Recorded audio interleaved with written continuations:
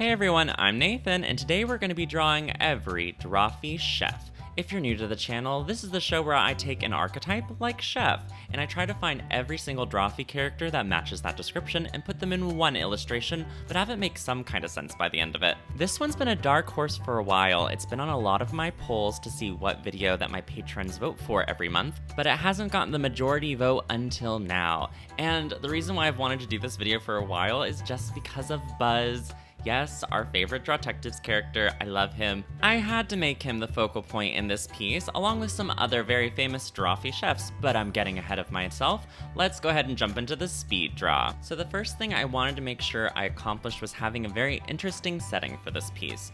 My first idea was to do sort of like a Top Chef kind of competition, or like Hell's Kitchen, but yeah, I didn't end up liking that route just because, I don't know, reality TV show sets aren't exactly the vibe, and I didn't see a lot of opportunities to have like interesting background characters for my patrons to like request. So I opted for just a traditional restaurant, but I wanted there to be a little bit of razzle dazzle. So it's like a hibachi grill where they actually, cook the food in front of you. And if you've ever gone, it's always really interesting because there's like a big show out of it. And I just want to say a lot of my patrons wanted Gordon Ramsay to appear somewhere in this image, and I fully intended to include him. But this piece, let's just say there's a lot of twists and turns that it kind of goes through as the piece, continues on. Maybe there's a little more than meets the eye, so I got kind of caught up in my own hullabaloo and ended up forgetting about including a certain very angry chef. But stay tuned, I promise there'll be lots of rewards along the way. You might also notice that I use a slightly different stratagem when approaching the background.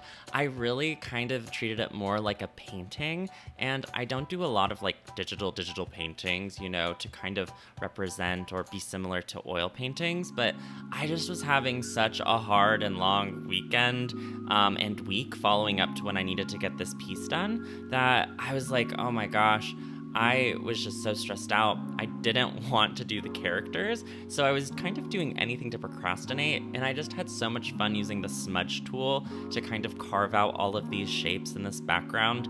It was very zen. It was very calming. So if anyone out there, if you get too stressed out about what you're doing, sometimes it's good to just be very chill and approach things differently than you normally do. Always go with the stratagem that makes you the most happy to actually do the drawing process. And then after that, I finally do, kind of get that background into a finished place, and I start redlining in where all of my characters are going to go. And another really great reason that this is at a restaurant is because I asked my people on Patreon, hey, who do you want to see at a restaurant getting served by, all of the Drawfee chefs? So they could ask for anybody from either Drawfee or pop culture, and it was just really fun having sort of all of the characters that my patrons requested in the foreground, because normally I kind of throw them in the background, but here it was no, they're all around and they're witnessing this beautiful kind of display for them. Yeah, and so you've probably figured out that there he is, our little guy. Here's Buzz. He's kind of doing a master chef demonstration. I put him on a stool, obviously, because he's so short, with an offset spatula, and next to him is another master chef. It's the one that Nathan made for the historical figures into anime characters. I forget the name of that video, but he makes this guy who invented 4 sauces into a JoJo. So I really liked that design, and I loved learning about that guy. So I wanted him here with Buzz because they're both sort of chef masters in their fields, and they're about to display this really amazing culinary feat. The foreshortening on this arm is a little wrong at this point. I wanted it to be more exaggerated, so I end up lengthening it later, because you'll see I wrote there that this hand is an abomination, and actually the hand was fine. I thought it was the hand that was throwing me off, but it was that his arm was just too short, so I stretch it out later, and then I became completely obsessed with it. Yeah, and so now I'm adding in all of those characters that I was talking about earlier. We have two lunch ladies sitting over here on this side of the table. One of them is like from this YouTube series with Barbies, and this other one is from the Dimension 20 show where they're teenagers and fantasy. Spoilers, but this lunch lady doesn't last very long in that show. Yeah, and then one of my patrons recommended this like buff guy from this like animated, like this web creator, which I just appreciated because I felt so seen that someone was like, oh, you don't have any of your buff people, I'll throw you a bone. Oh, and then this egg guy, because he didn't make it into the Drawfee egg video because I knew I wanted to include him in the chef video, so that's why he was there. Oh my gosh, we're just blitzing through all these people so quickly. This is kind of insane. It's just more people that were requested. And of course, like the hour that this wins the poll, Julia draws a new chef. That's just the nature of this kind of drawing challenge. There will always be new characters and I can't possibly fit them all in. Don't eat the soup. There are just so many Drawfee chefs, like this weird guy. He's like part robot. I think this is from a Lost episode that we didn't actually get to see drawn. I just think it's so neat. I love that he's half robot. He's like a cyborg. He's just really cute. He's got a spatula tail. What more can you ask for? I have him in the background, sort of like busking tables that are dirty, and he's definitely not looking at anything suspicious going on in the background of this image. Coloring, always fun. I love a good coloring session. I did struggle a little bit trying to figure out what palette I wanted to have for this actual piece. I kept going back and forth if I wanted it to be very blue or if I wanted it to be very red, and I ended up going with neither. I wanted it to be like semi-naturalistic, natural. I wanted it to look normal. And I end up going for a lot of purples, which is kind of strange, but when you think about it, purple is red and blue mixed together, so maybe it was what I was looking for all along.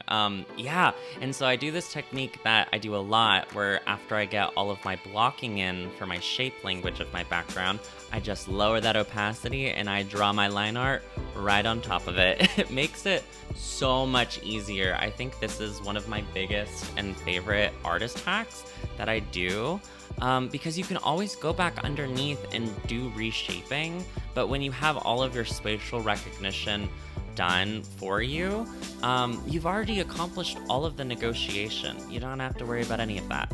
Now you get to just make the pretty line art, and it's just easier to fiddle things around. But yeah, I like this whole background. I enjoyed doing this little hallway with a soda machine. I thought about not including it because the restaurant seems very fancy, but I just wanted to have more depth, and so I was like, maybe that's going off to the kitchen or the bathroom area or both. Something like that. Like I said, I struggle with the colors for a bit, so be patient. Eventually they'll figure themselves out. I'm doing a lot of blending on these vents that are like above the sections where they're like setting these fires when they're cooking rice or cleaning, or a lot of steam is just coming up from when you cook. So they have these huge ventilation things to just catch all that steam so it's not super foggy in the restaurant. I futz around with this a lot, but it was just because I was having so much fun. Can you blame me? I really like how I made the neutrals look. I was very proud of that. A lot of times when you're working with colors, if you layer on top complementary colors, you can get some very interesting neutrals, so I recommend that as well. And this is when she's in her green era, and this is actually pretty close to how the colors are going to turn out at the end of it. I think I make everything a bit more purple at some point, but yeah, we'll get there when we get there. I think I also want to just take a moment to say, oh my gosh, you guys, we reached 10K. I was thinking about making a whole video about that, but no one watches those videos, you know, where it's like, oh, I'm at 10,000 followers, or I'm at 100,000. But it's just a huge like it's 10K. That's so cool and monumentous. So we did it. Thank you to everyone who subscribed to the channel. I appreciate all of you. But if you're not subscribed, you get to be super cool and subscribe right now and ring the bell and like this video. And you get to be part of the whole crew that's gonna take us to 20,000, I guess. Is that the next milestone? I don't know. I thought it was gonna take forever to get to 10K, and the fact that it's happened in like such a relatively relatively short time is just, oh my gosh, forever grateful. Thank you, thank you, thank you. I am just so touched. It means so much to me. Now I'm really going in on the colors. As you can see, we add this beautiful fire that's really adding to the drama of the piece. I add a lot of shadows, and we're just layering those textures and those glows and really trying to make everything look like pow, poppy, get that atmosphere right.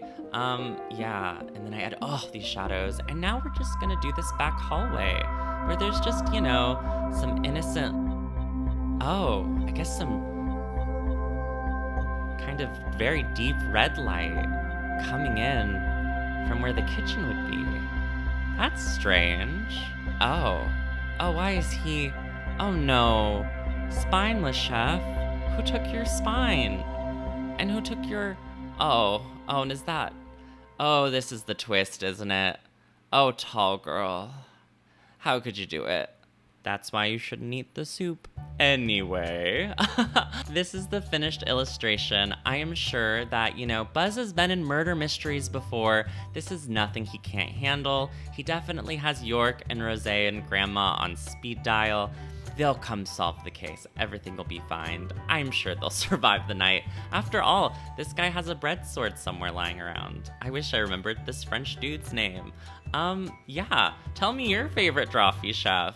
And what would you do if all of a sudden a terrifying monster girl chef started killing everyone in your hibachi grill? Would you still ask for a to-go box? I would. Those are really useful leftovers. If you enjoyed this video, feel free to like and subscribe. I upload new videos every Saturday, normally, unless I upload on Sunday because I'm prioritizing my mental health. But yeah, one video per week. I love you all so much, to the moon and back. And with that being said, it's now time for the end credits. Special thanks to Axilius the Great, Blurryface EXE, Blauwu, K Clark, Christopher, Dabadoodoo, MOE, Game of Catan on IG, Grey Gay Mothman, Gay Jairus, J Johar, Melon, Mild Mothman, Native Runner, Orion Amastasia, Pinecone, Poopy Tom, Prance, Red Ward, Rin, Scorching Ray, Sir Camelot, Smalls the Sax Jammer, Shenanigans, Thumper Daytime, Tortilla Chip, Tarthalinor, Tuesdays Anyways, Tundra Katie Beans, and Tuppence Pies. My name is Nathan, and I'll see you soon. Bye!